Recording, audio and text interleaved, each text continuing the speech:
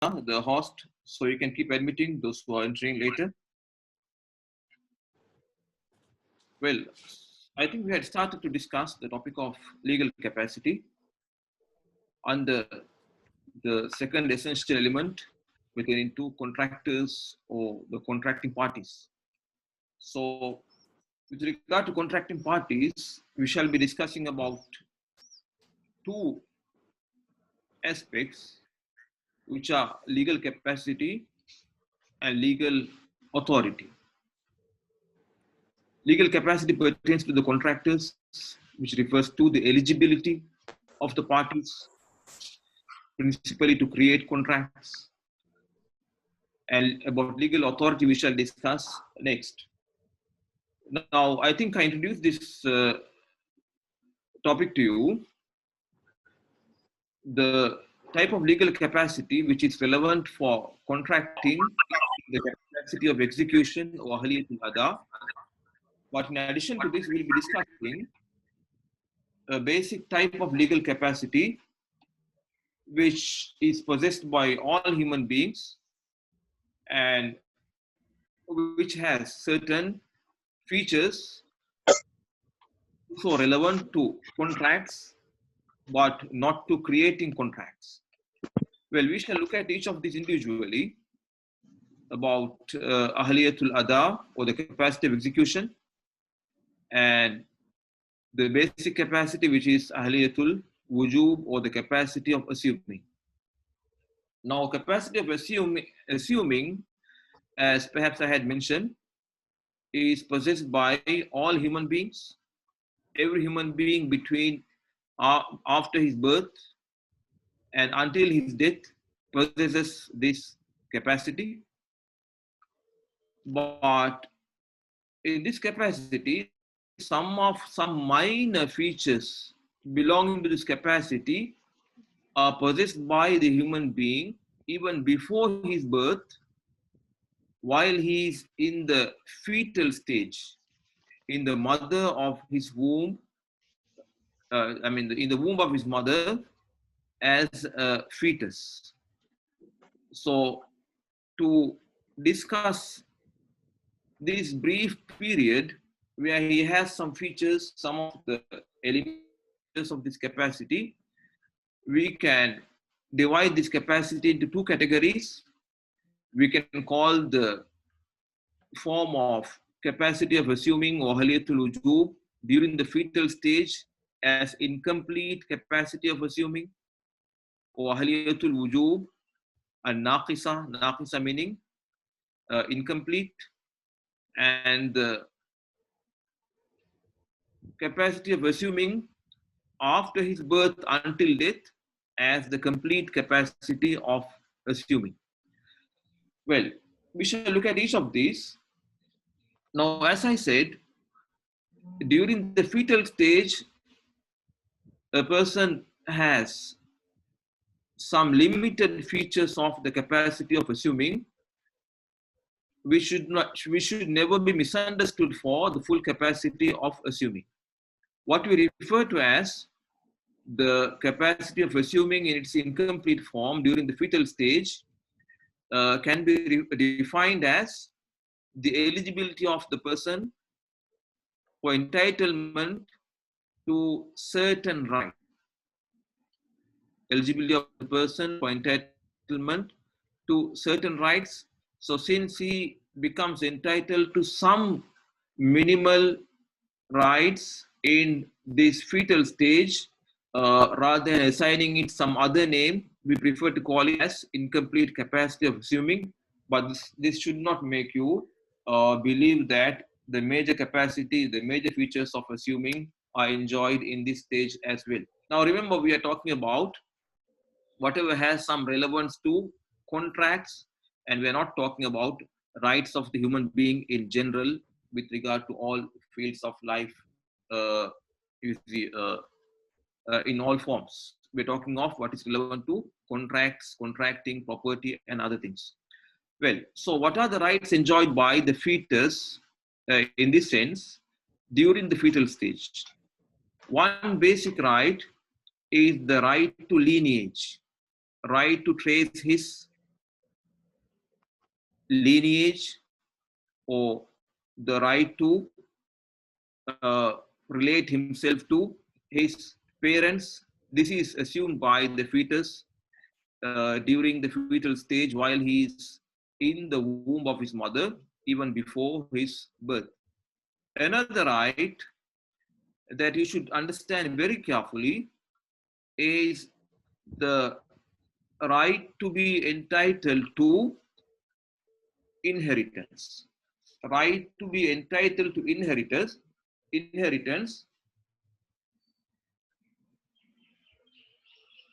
provided he is born safely. Remember this latter part of this condition. This is very often misunderstood.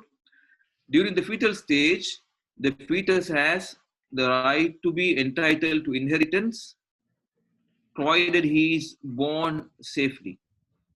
This means that once the person has entered the fetal stage, become a fetus, now he has the right to claim inheritance of anyone of his relatives who passes away while he is a fetus, because his formation has started, although he is not recognized fully as is a full legal person, but his formation has started.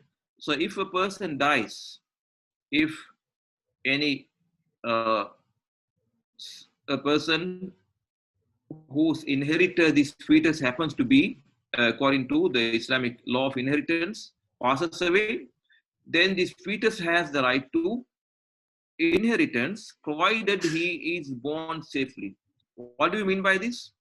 What we mean by this is that when dividing or calculating the portions of inheritance of the deceased person, uh, this fetus too is counted as an inheritor. It does not mean that during fetal stage he becomes entitled fully to his portion of inheritance in the sense that he becomes the owner. He does not become the owner. The fetus does not become the owner because ownership is not part of the incomplete capacity of execution. Ownership is a feature of the ownership is not a feature of the incomplete capacity of assuming. Ownership is a feature of complete capacity of assuming, which is to be obtained after its being born. So at this stage, what happens is his portion of inheritance will be kept aside. His portion of inheritance will be kept aside. And if he is born safely, in that case, he will be given his portion of inheritance. And if he is not born safely, dies during fetal stage or dies upon during birth, in that case, he will not be obtaining the ownership of this portion. This portion will be redistributed among the remaining inheritors of the deceased person. So this has details. How is it different from receiving ownership, and what's the difference between this and receiving ownership like any other inheritor? This should be understood carefully. So this is a right. And another similar right is right to any bequest made in his name. That too, provided he is born safely. If he is born safe, any part of bequest made in his name will be received by him, because it is upon birth that the person becomes entitled to ownership by receiving complete capacity of assuming. Well, apart from this, at the fetal stage, the person does not have any obligations and does not have any other rights which are to be received after his birth and after obtaining complete capacity of execution, assuming.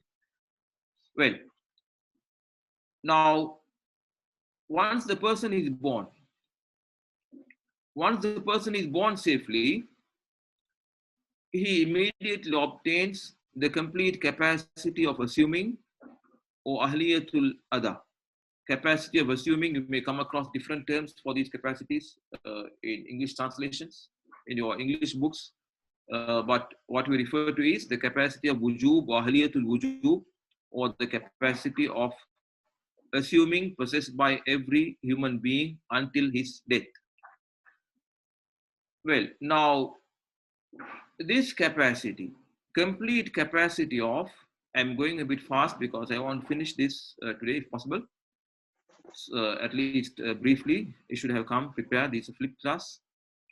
Now, the capacity of assuming in its complete form is defined as the eligibility of the person for entitlement to rights and for assuming obligations.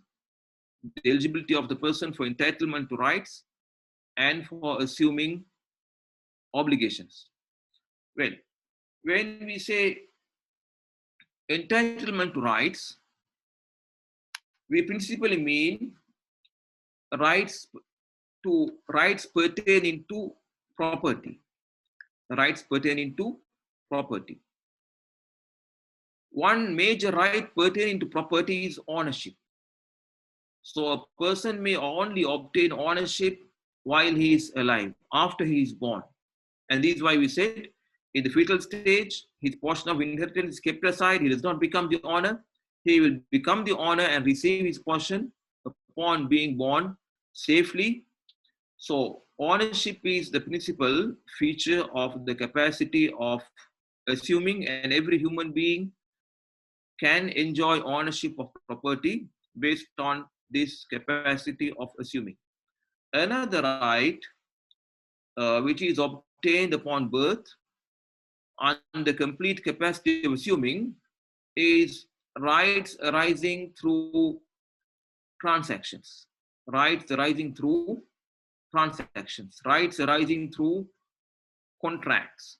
For instance, the right to receive goods, or right to or use a product or benefit through a contract of lease, right to service through a contract of service created with some other party. So the person who has the capacity of assuming, which means every person, becomes entitled to these rights by virtue of the complete capacity of assuming that he possesses. Now, this does not mean that the person who has these rights, or the person who is entitled to these rights, can create such transactions or create such contracts as well. Because creating contracts is part of the next capacity, which is the capacity of execution, or ahliyatul ada. So if the person only has the capacity of assuming, such as an infant, he will not be able to create contracts. Contracts will be created by others, such as his guardian, or whoever has the right to represent him. They may create contracts on his behalf, and the rights created by those contracts will be assumed by this person who has the capacity of assuming. Now, with regard to obligations, now remember very clearly, all forms of obligations which can be discharged through property are borne by the person under the capacity of assuming. All sorts of obligations which can be carried out and discharged through property, all monetary obligations, and all other obligations which can be discharged through property, they are borne by the person under the capacity of assuming, irrespective of whether he has the next capacity, which is capacity of execution, or not. So principally, we refer to every obligation which is property related, which is to be fulfilled using property. Now, these obligations related to property could arise through contracts, such as when a contract of sale is created, the sold item has to be submitted to the other party, given to the other party, or when a contract of purchase is created, the price is to be paid. So as we said, the contract will be created not by this person unless if he has the capacity of execution also. If he has the capacity of assuming only, the contract will be created by the guardian or anyone else who represents him. But the obligations arising from those contracts will be borne by this person, but practically, of course, they'll be carried out by his guardian and other people if he does not have the capacity of execution himself, but he is under obligation. This obligation is principally borne by him, meaning the price would be paid for something purchased in his name from the property that he owns, so he bears the obligation. Well, obligations pertain to property resulting through contracts. Similarly, maintenance of close relatives. Another principal obligation in Islamic law is that under certain circumstances, a person becomes obliged to provide maintenance to his close relatives, such as parents or his wife or children. So these obligations which are discharged through property, they are borne under the capacity of assuming. Remember very well, these obligations pertain to property are borne by the person under the capacity of assuming.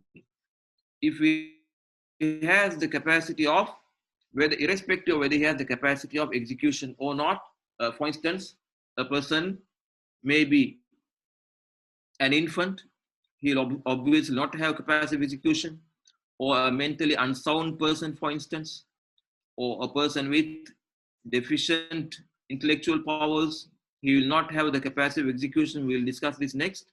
So he'll have only the capacity of assuming. Still, if the relevant conditions are fulfilled, he has to provide maintenance to his parents if they are poor, if they are needy, and he has to provide maintenance to his eligible children. He has to provide maintenance to his wife. You see, if he happens to be the husband, then he has to provide maintenance to wife, irrespective of whether he has the capacity of execution or not. These expenses will be taken from his property, subject to the relevant details and conditions. So rights pertain to property and obligations pertain to property are part of the capacity of assuming with regard to a person who may or may not have the capacity of execution, because capacity of execution depends on something totally different. Well, now, who are the people who have this capacity? We said every human being. Every human being has this capacity, and this capacity is never lost. Capacity of assuming is never lost, does not go away at any point of time. The only way this capacity can come to an end, the features of this capacity can come to an end through the death of the person. Well, the next type, I would have drawn diagrams if it was a normal class, you see, but you can visualize this from birth to death is the lifespan. Before death, before birth for a short period, the fetal stage, the person has the incomplete capacity. And throughout life, the person has the capacity of assuming with its inherent features. And now we are about to discuss the second major type of capacity, which is more relevant to contracts. The capacity of execution. Ahliyatul Ada. Unlike the capacity of assuming, this is not possessed by every human being.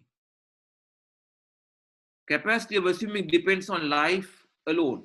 the person being alive alone, as long as he is alive or as soon as he is alive, he has the capacity of assuming. But ahliyatul ada, or capacity of execution, the basis of this is intellect. Intellect is the basis of this capacity. So unless if a person has the necessary level of intellect, a person will not have the capacity of execution, because the capacity of execution pertains to legal recognition of his tasarrufs, legal recognition of his tasarrufat or tasarrufs. Perhaps you may know that we discussed tasarrufs sometime back, which pertain to utterances and actions that have legal significance. So are these utterances and actions recognized legally? Are they given any credibility legally or not? Depends on whether he has the capacity of execution or not, which is based on his intellect and intelligence. Because these utterances and tasarrufs must be intentional, based on intention and choice, in subject to details. So his intention is recognized only if he has intellect. So therefore, life is not the criteria for this capacity. The criteria of this capacity is intellect. When the intellect reaches the level recognized in Sharia, at that point the person obtains the capacity of execution. Well, when the person's intellect is recognized in Sharia is when a person reaches puberty. When a person reaches puberty or adulthood without any impairment of his intelligence, without any deficiency pertaining to his intelligence. If a person becomes an adult, reaches adulthood, attains puberty, at that point he obtains the capacity of execution or ahliyatul ada, and his tasarrufat or actions and utterances start to become recognized. Well, but here too, there is a stage before puberty where some of his tasarrufs are recognized. A period preceding puberty where his tasarrufs are recognized partly. Some of his tasarrufs are recognized legally. So to include this as well, we can again divide the capacity of execution into two types. We can call the capacity gained upon reaching adulthood with sound intelligence as the full capacity of execution, and the period before that as incomplete capacity of execution, or ahliyatul ada and naqisa. The complete capacity of execution is referred to as ahliyatul ada al kamila. Well, now ahliyatul ada and naqisa,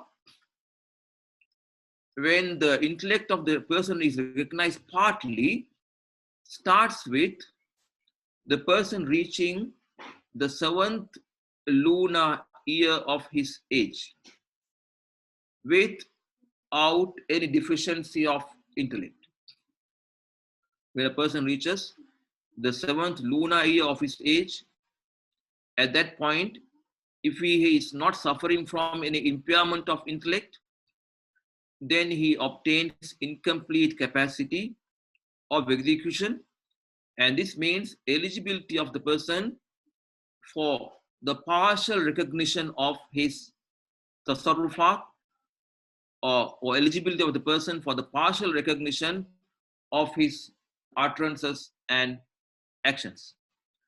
Well, so when a person when a child or infant reaches this age and his intelligence is not impaired, he has no deficiency of intellect such as insanity, and displays a normal level of intelligence, which is verified by his ability to take food and drink without aid, without assistance, like human beings do. You see, of course, even animals can eat, but the way human beings do, a person can take his food without assistance, and he can answer calls of nature without assistance, including the process of cleaning. You see, because if not, even people who don't have intelligence carry out these tasks.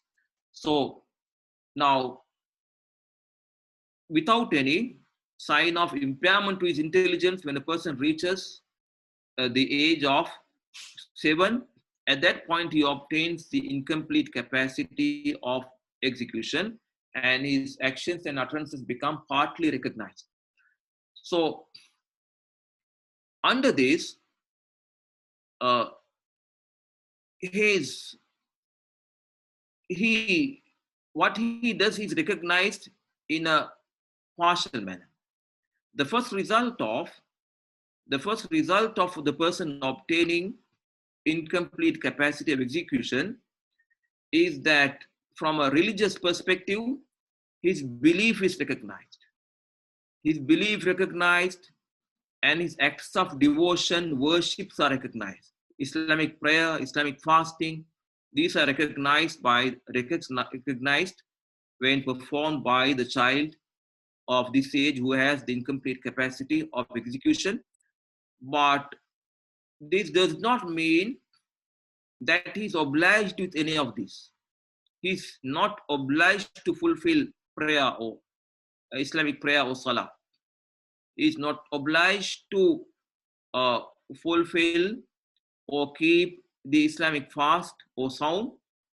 But if he performs these, they are recognized, and he is rewarded, and his parents too are rewarded. And this is from the religious perspective. From a mundane perspective,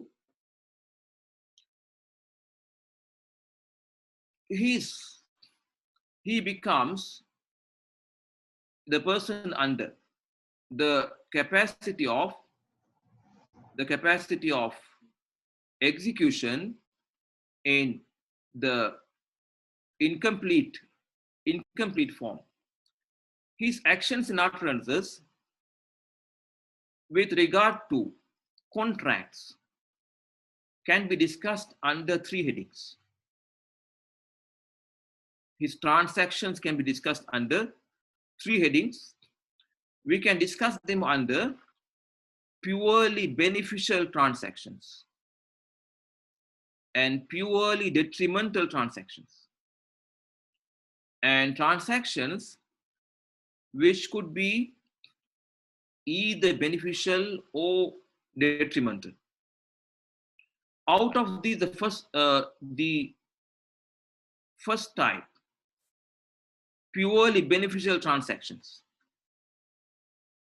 By this we mean benefit from the perspective of property gain, transaction through which he gains property, he gains ownership of property. Now, these transactions, when he carries out, they can be valid. This is principally the position of the Hanafi school and the Maliki school of Islamic law, that when a person of this age enters from a property perspective, this transaction is valid, such as receiving a gift. Receiving a gift or acquiring any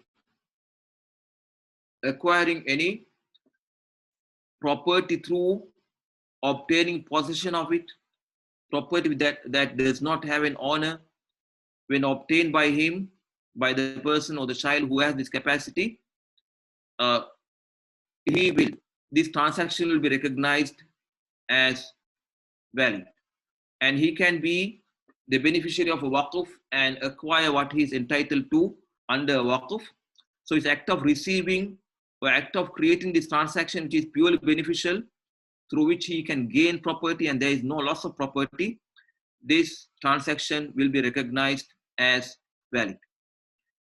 With regard to transactions which are purely detrimental, again from a property perspective, transactions through which his property stands to be reduced, such as giving of a gift to another, or giving a donation, or creating an endowment to waqf, and even a contract of loan.